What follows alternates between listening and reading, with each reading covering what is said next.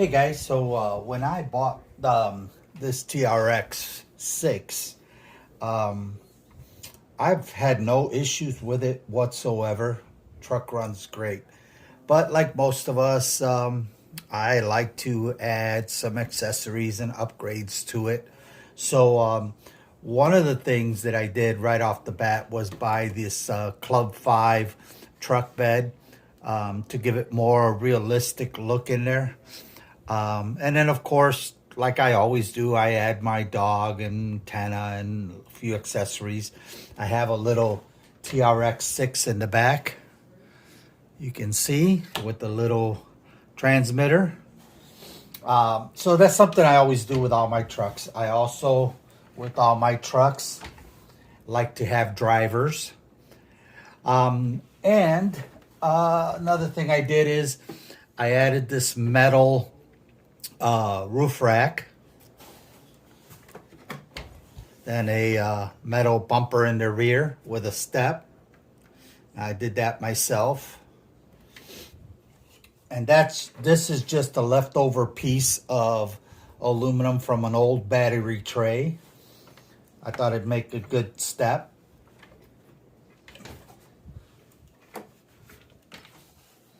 Then on the front, I added the upper and lower bumper. So there's one that goes attached to the body guard, and then there's a lower bumper also. So with those upgrades, it made the truck pretty heavy or heavier, and it kept flipping over on me as I would take it out. And when I would put it, especially in second gear or high gear, it would go faster, and of course it would flip over on me. So as you'll see in the video coming up, one of the ways I did a solution to that is I typically don't add weights or brass to my trucks. I've got a total of 3 trucks with brass that I've added and some weights, and that's only because of the type of vehicle it is and it needed it. Otherwise, mechanically, all my trucks are pretty stock. There's not a whole lot of upgrades that I do. You know, maybe a ESC, like a hobby wing, or a crawler motor, things like that. But I don't get real fancy with them.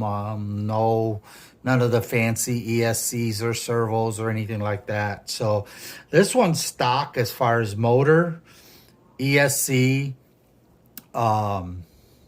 transmitter, everything. Electronics is all stock. And like I said, the body has some upgrades. But what I had to do with it to keep it from flipping over was, because this body is now pretty heavy, especially with that Club 5 truck bed, and then adding magnets, it made the body heavier. So those items. So what I've done is on this one, and that's what I'm testing out on the video, is I did do a metal